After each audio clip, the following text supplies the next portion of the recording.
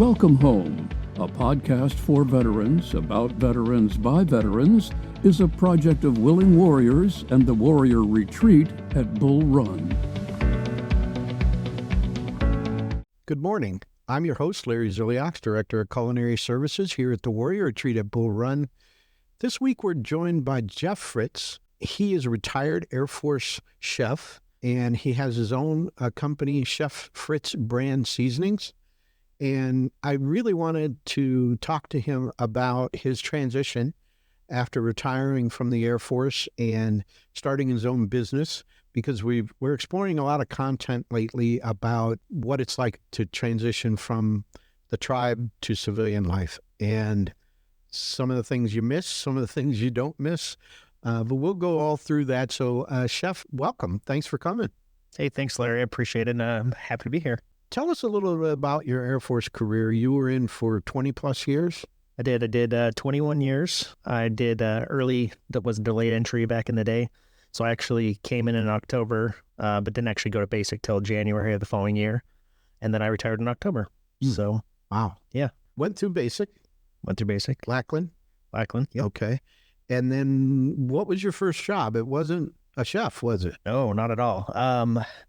So prior to the Air Force, I was going to go to college. So I had got offered a hockey scholarship to go to play hockey. Wow. And then over the summer, I met my wife. And then that kind of changed things. So I decided, I did various jobs for the Air Force, but decided I was going to just go in the military to start a family. So, but when I came in, the first job I picked was to be a canine handler. So I was going to be security forces. Thought it was something cool, loved dogs, all that kind of stuff. But literally when I went through basic training, they changed a policy where you had to be a staff sergeant to be a canine handler. So they gave me the option of changing jobs. So like, do you want to be a cop? I was like, not necessarily. I'm like, going to do the canine thing. Right. So they're like, well, there's various jobs that'll come in through basic training and you'll get to meet these different jobs and see what you want to do. And I still remember the day this guy came in with these short black shorts, a rucksack, and he's just pitching everybody on, hey, do you like camping? This is all super amazing.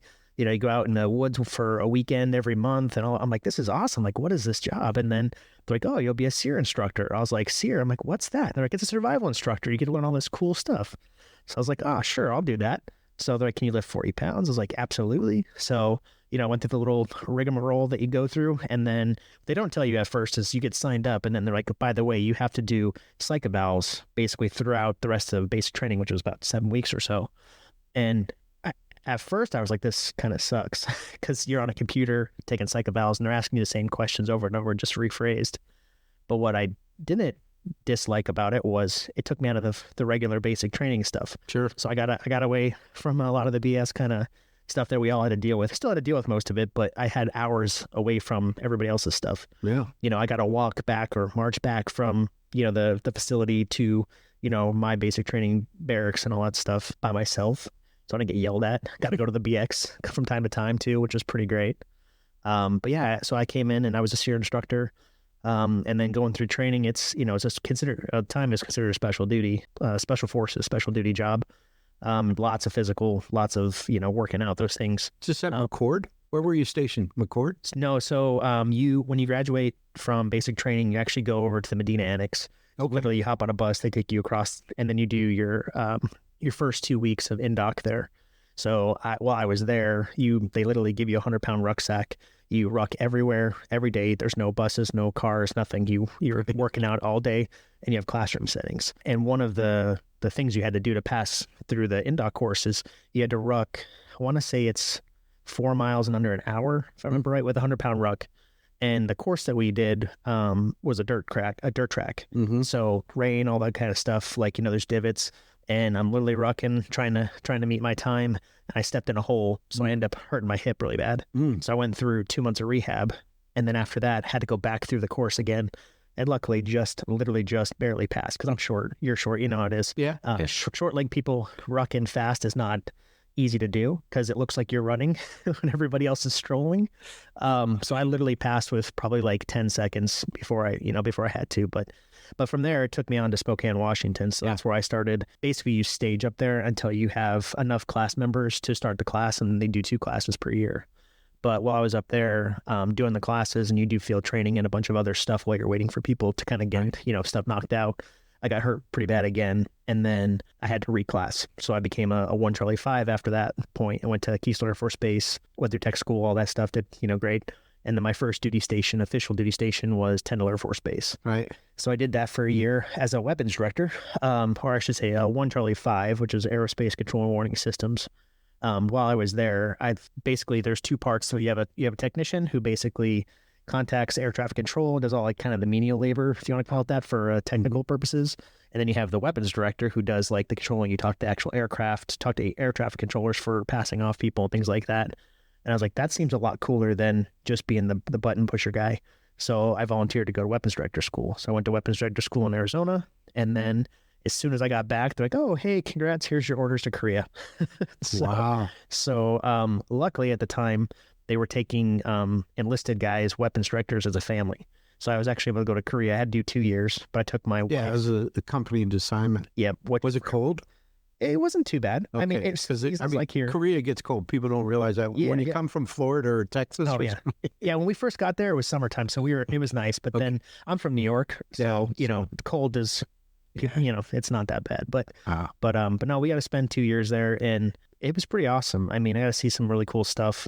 Korea, my wife's Korean, so she's American, but she would, of Korean descent. So it was pretty cool to be there for 2 years. We had two brand new babies. Literally, we got delayed on leaving because our second son, Gavin, was born. We had to wait 7 weeks, I think it was, before he could fly. Yeah. So we all flew as a family together, and got to go to Hawaii for a mid tour and stuff, and that was pretty awesome. So I'll tell you my short story. You'll appreciate that. I was a cop, also security forces. I get to Guam. I go up to the armory to check a M16 out, and they're looking at me like, and the armorer says, wait a minute. He said, I've got an extra car, a CAR, the short stock that the flight chief and the lieutenant carried. He says, I got an extra one of these. I'm going to give you one of these. I don't want you to have that 16 over your shoulder. You're going to drag that barrel on the ground and wear it out. So I was the only other guy other than the flight chief and lieutenant who carried a car. That's awesome. Which was really nice when I was in the truck. It was a much shorter weapon. But he didn't want me wearing down the muzzle on his M16. So, well, that's so at what point do you say, hey, I want to be an enlisted aide or a chef? How does that come about? Well, so basically when I came back from Korea, I was doing school, and that's kind of where everything changed for me. So I was stationed in Arizona. I was a weapons director, instructor at our schoolhouse in Phoenix. To be that instructor, you have to meet so much of your schooling first. Basically, you have to have a bachelor's at some point in that. So I started to go back to school, try to figure out what I wanted to do. Well, there was a local culinary school, and I was thinking about that, but I ended up doing an automotive class, and they canceled that. Well, like right before I started. So one of the guys that I worked with was teaching like basic like English part of the school for the culinary school. So he's like, hey, come check out the culinary school. So I literally went, signed up for it, and then that changed everything. So I ended up doing like 21-hour days. If you're passionate, you probably understand what it's like to go through something like that, but it's probably not recommended for safety and all that stuff. Because I mean, I literally would get up at 4 o'clock in the morning because we had to work at 6. I lived with traffic through Phoenix. I lived literally on one side of the Phoenix, and we worked in Scottsdale. So I literally drove basically 2 hours every morning to get to work. Started worked till probably 3:30, 4, somewhere in there. And then did my homework from 4 to 5, 6, somewhere in there. And then went to the culinary school from 6 to midnight, and then drove an hour and some change home. So I was literally getting an hour or two of sleep every day. Yeah, it's not good. But I did that for 18, 20 months, whatever it was, to finish the associate's degree. And from there, just like everything kind of changed. I basically was working as a chef or cook on the side, and I still did my military job for a couple different assignments. So I helped out a couple culinary schools. I got stationed in Canada, working at culinary schools and some other various things. But while I was in Canada in that assignment, I decided to do some ACF, the American Culinary Federation, competitions. So the first one I ever did, I flew back to Idaho, where I was stationed, and did a competition. I came back with a silver medal. Nice. So my boss, who's a lieutenant colonel, was like, hey, have you ever heard of this enlisted aide job? I was like, nope. I mean, I was a weapons director. I was a weapons school graduate, which is kind of like you're locked into the career field for the rest of your life. Oh, yeah. Thing, So Well, you're lucky you escaped being a cop, for God's sake. I know, right? I got a couple escapees, but I mean, I did miss a lot of the being a weapons director and a weapons school graduate, because I was really passionate about that for most of my career. Not that I'm not now, but a lot of those things that I learned and the skill sets that come with that, like organization and things like that, or easy transition over to like it's just chef life and military, from the military perspective. Sure. So literally I talked to my boss and I was like, okay. And he's like, sign up here, here's what you want to do. Sign up for this. We signed up for it and I put in a package. And of course the career field was like, nope. It's like, yeah, you're a weapons school graduate. Of course we're not going to let you get out of here. Yeah. So they kept pinging me and they're like, hey, apply, until you can get it. And I think I applied 7 times. And then finally somebody, I guess, made a clerical error and I got hired to basically, I got accepted and then I went through the hiring process. But at the same time, I was putting on master sergeant, and I really wanted to go back to the weapons school to be the superintendent for the weapons school for the enlisted career, my enlisted career field's job. My old boss called me the same day that I got hired got accepted to be an enlisted aide, called me and was like, hey, we just hired you to be the superintendent over here. I was like, I'm getting picked up by a 3-star general to be his enlisted aide. Right. Like, it's kind of hard to tell him no, rank has its privileges. Yeah. So it was, so my old boss, Mike, he's like, dude, just do it. It's going to be awesome. You love to cook, all that kind of stuff. So Did you go to Fort Lee for enlisted aid training? I did. Yeah. Yep. So, but yeah, so I ended up becoming General Stephen Wilson, who was he ended up becoming the vice chief of staff. So I did 1 year at an Offutt in Nebraska as him as the deputy commander of U.S. Strategic Command. Right. And he got picked up to be the vice chief. So he's like, hey, you want to come? So I ended up moving with them, and we did 7 years in D.C. Yeah. with that. And then I transitioned back, I made E8. I was like, hey, I probably should come back to the Real Air Force and do some stuff. So helped out with JBAB to kind of transition them back from the Navy run base back to Air Force run base. Right. Yeah. So, but yeah, that whole part of my career where I was doing the cook and enlisted aid thing just really got me set on what I wanted to do when I got out. Yeah. So the transition for me, and I'd recommend this to, if you know that you're going to, things are different now, obviously, with retirement plan and things like that, right? So I'm still under the old retirement plan where I actually got a paycheck when I retired. Yeah. Afterwards, now you got to wait till you're 65 or whatever it is. But my plan ultimately was I wanted to cook or something like that when I got out. So I started up a company. Originally, it was just literally doing catering events and things like that. Mm-hmm. But from there, I ended up partnering with lots of people. Actually, the dinner that we did here, when we did, 10 courses for 50 people. We had someone where, people come out for that. That kind of stuck. So like my closest partner right now is one of the farms that we work with, Liberty Life Farms. Yeah. And they're in Reisterstown. So like I ended up working with them, and that kind of solidified my trajectory of where we were going to go. So that's why when we retired, we stayed here, along with taking care of my mother-in-law and everything. But so we stayed here in the Baltimore area where we're at. The farm during COVID, because COVID, of course, everybody knows about that. But during that time, they opened up a little farmers market store and at their farm. And they're like, hey, we want to do some local products. Is there anything that you could make that we could sell? I was like, well, I do barbecue competitions and cook and all that stuff. I'm like, why not try with my hand at seasonings?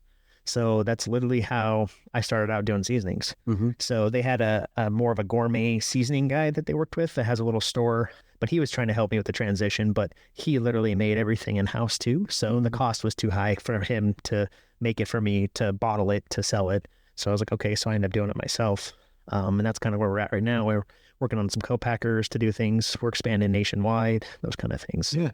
So when did you start thinking about that transition? A couple of years out, when you hit 20, did you say, I can jump now, but let me wait a year and plan? Or how did that go? Yeah, for me, like I said, the whole culinary school, that was in 2007. So I retired in 21. So I was 14 years or whatever. Sorry. Yeah. 14 years. Wow.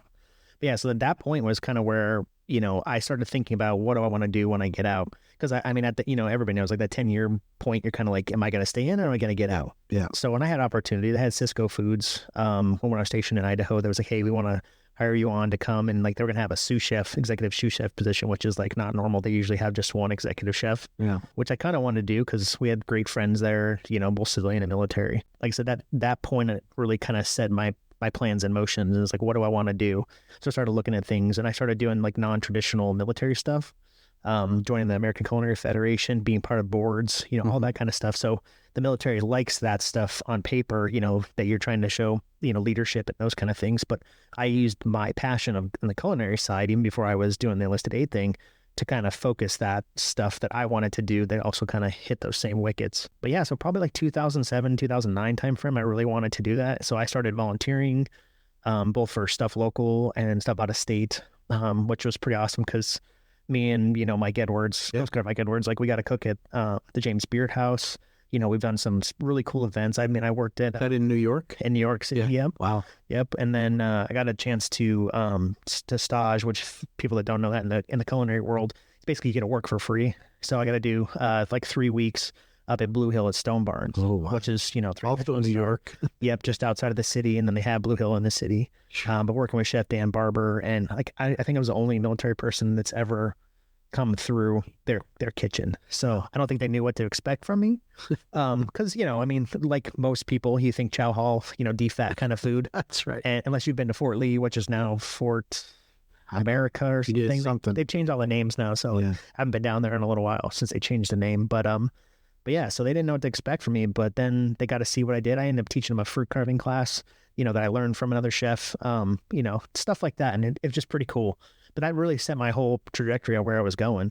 And then actually going through, so the enlisted aid course that's at Fort Lee, I did the advanced culinary portion of it. And then, then they transitioned where the Air Force had to go to the enlisted aid portion as well.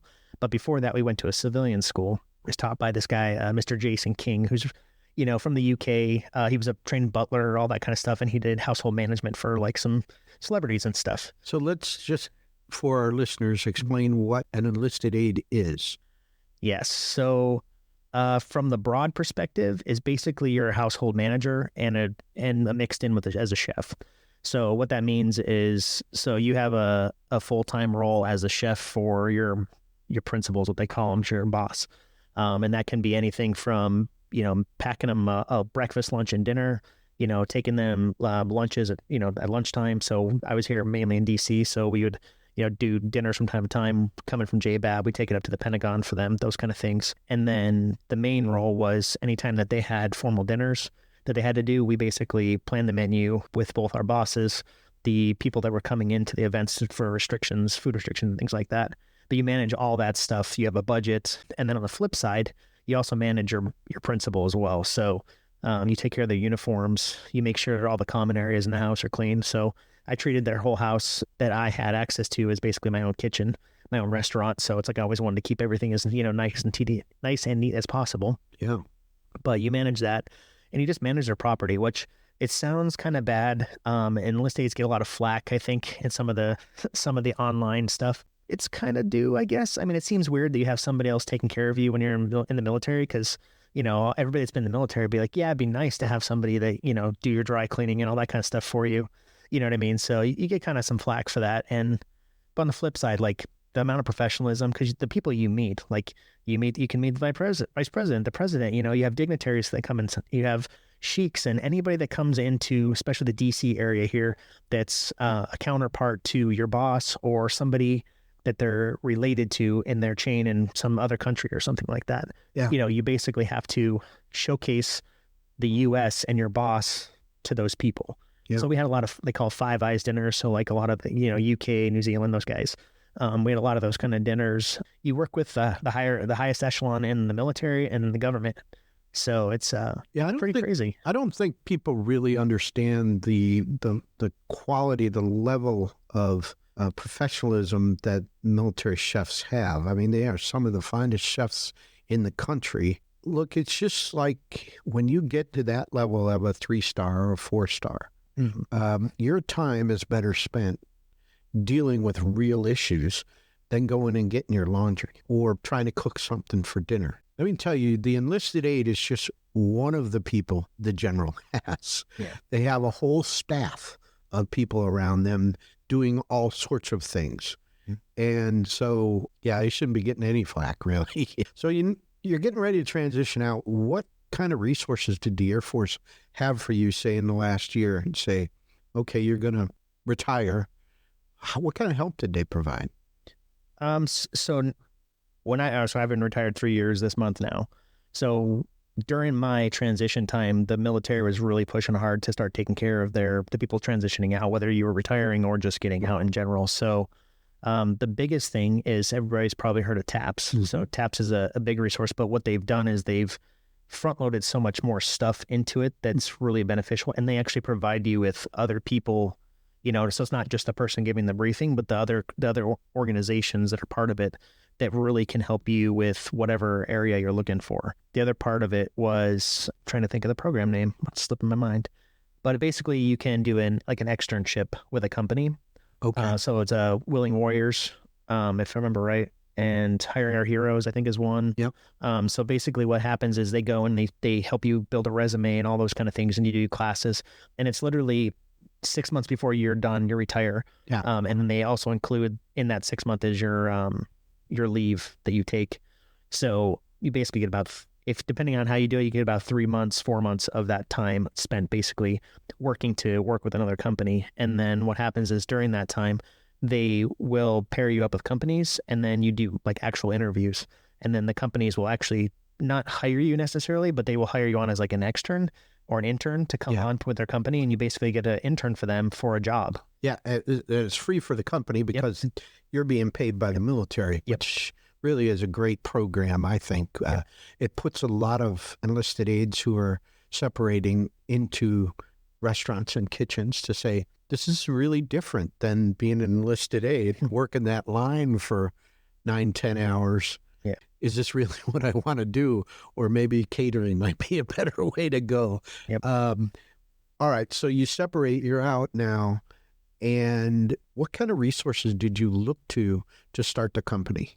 So, like I said, I had the company before. The guy, Mr. King, he's the one that talked me into going through like LegalZoom to basically start my own LLC. Mm-hmm. So that was the first part of it. But since then, it's evolved. I mean, like most things, because like I said, initially it was just doing dinners and things like that. And then I had to evolve it into doing the spice line. I will tell you this, any job that you do, especially food related, every county is different, every state's different. So it's like, there's a lot of legality stuff to it. And a lot of it is literally just calling people. The websites are always nice. They give you some good information, but even the website doesn't really follow exactly what's going to happen. So like, so we just opened a food trailer also for Mike and I did with it's called Carbon Smoke. But even that process is different because they just view the states. You'd think every state would be the same because it's food safety, but it's not. Like the generic part of it is, but everybody has their own rules, and everybody kind of picks and chooses what they want to pick at more. With the resources, like I said, a lot of it's phone calls. So I talked to some in Howard County in Maryland. So I ended up calling and talking to some people on their board and was like, hey, this is what I want to do. Who do I need to talk to? This is what I'm trying to do. And basically they helped me with some local companies and some of the other board and offices within the Maryland area and the Howard County specifically of people to talk to, health department, those kind of things. Mm-hmm. At one point for the spices, I had to actually go all the way to the state level just to get they call it a special ID number. So I could actually sell my spices both at like a farmer's market, retail, and all that stuff. And then to go outside the state, you have to go through a different chain. You actually have to get licensed either via a co-packer, which is what we're working on right now, or you can basically just have a kitchen, which we have as a commissary kitchen. Mm-hmm. Mm-hmm. So, but like I said, a lot of the resources are, like I said, there's local stuff. It's a lot of phone calls and a lot of just talking to people and explaining what's going on, because from what I found, every situation is a little bit different. There's no kind of, this is what you like, even if you want a restaurant, even, what do you have? What are you cooking? What's your menu?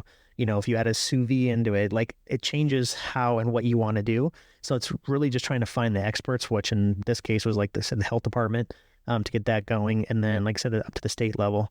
But as far as military resources, like I said, some of the programs helped out a lot during TAPS. Yeah. So that, again, I think I had a notebook full of notes just from the week-long, TAPS I took. Again, and I think we talked on the phone before. Like I was lucky because I got to go through the executive TAPS. It's a little bit different than just the standard TAPS. Mm-hmm. But the information's still basically the same. It's all the same content. It's just how much connections and where they can kind of guide you to. So a lot of it's that. And then the rest of the transition part, like VSOs are a huge thing for, especially if you have medical, if you're looking for retirement, and then VA assistance and things like that. And VSOs will help out considerably to help you file things like that. But have you worked with any professionals around the business. So attorneys, accountants, any kind of services like that, because I think one of the things that we find with service members who transition is that all of those services were provided for them while they were in the military. Mm-hmm. You had a problem with a lease, you walked down to legal, you handed somebody and they took care of it. And it's sort of a shock when you get out and you need that help and they say it's $200 an hour. Yeah. And what we don't want is people to say, oh, I'm not going to pay that. I can't afford. Well, you can't afford not to pay that. And that's really a big hurdle for service members, just to say, I need these professional services. And oh, by the way, you have to pay for them. But in the long run, it's just, you can't live without them. Yeah. So when I started my LLC, I went through, I'm not going to like promote them, but one LegalZoom, and under LegalZoom, they basically had the stuff you needed. They had 1-800 accountants you could use. You don't have to use any of these services, but they had 1-800 accountants. They had a legal team, so it's part of the package when you build out your LLC. So all of the initial things that I needed, outside of like medical and things, I had through going through LegalZoom to set up my pay. You pay for it initially. I mean, you're going to pay for it regardless whether you use the services or not. Right. But you at least have the ability. They give you so many free phone calls, so many free, setup sessions and things like that of those specialists you can talk to make sure you're doing the stuff that you need to do. Yeah. So, and even outside that, the whole taxes is a whole other whole other thing too, because 1-800 accountants for us, and I've had personal accountants before, as I've used H&R Block like everybody else and those kind of things. But there's still stuff outside of what a normal accountant will do for you, because you still have to file when you have a business. You have to file your tax and sales stuff either quarterly or annually, depending on how they work it out. And then there's still other things you have to file, which that you have to go through the state for that stuff. It's not only the taxes, there's a lot of reporting involved. Yeah, it's all, that's what it is. It's literally statistics reporting, because they want to see basically how much money you're making and things like that. Because I mean, at the end of the year, you're going to file all your taxes anyway, and they're going to do that. But what do they use all that data for? I don't know, but they charge you $300 every quarter to file, your sales and tax use. Plus, whatever sales and tax you've collected, you have to pay a percentage of that to them anyway. Yeah. So there's a lot of stuff that's outside that. But again, that's back to like making phone calls. And sometimes I would get a letter in the mail from the state of Maryland, like, hey, you need to do this. You haven't filed this thing yet. And it's like, I didn't know. Yeah. You know what I mean? Because like I said, there's no all-encompassing checklist on everything you need to do. Yeah. So, and business insurance is another one too. LegalZoom was good at that. They, had recommended companies. And since then, I've used a couple different companies since then. But they kind of set you up generically to get you moving. Get going. So, yeah. Yep. And then there's licensing and things like that. Yeah. So think about your transition as we kind of wrap things up here. What's the one thing you want our listeners who are getting ready to separate to know about the process, how it worked for you? What was the best part? What was the worst part? What do you think? Yeah, I think like overall, you as the individual person and your family need to have a plan. So it doesn't really matter. I mean, it does matter, but as far as what you want to do and what your family wants you to do, because you got to remember too. So if you retire, so like I said, I'm on the old retirement plan, but when you retire, if you retire at 20 years, like I did 21, but they're like, you get 50% of your pay. And you're like, okay, sweet. But what you don't really realize is it's 50% of your base pay. So they take out all of your BAH, BAS, all that stuff. So in reality, when you look at your pay stub, your first retirement check, you're really getting about 28 to 30% of what you were making before. So you got to take that into account. And that wasn't all that much to begin with either. It wasn't. I mean, even I made E9, but I ended up retiring as an E8. Even for me, that wasn't enough to live on. Yeah. You know what I mean? Because we already owned a house, we have car payments and stuff. Sure. And a lot of people I know try to pay their vehicles off, pay off their car or their houses if they can, pay your credit card debts, which I highly recommend. Because like me, I mean, we didn't have our house paid off because it's expensive to live in Maryland, probably like it is here in Virginia. But the credit card debts were basically gone. I bought a truck after I retired. We had bought my wife's truck before I retired. So that was, we paid half that off. So we thought we were sitting pretty good. And then to see that transition the first few months, like how much pay we lost, and then waiting for VA to kick in and those things, for our ratings. Because that's the thing that I don't understand, that part of the medical part is, for the VA rating is you go through the whole process and nothing actually happens until you retire. Then they give you your rating after you retire. Then the process starts of how they pay you. But yeah, having the plan overall, I think, is the biggest thing.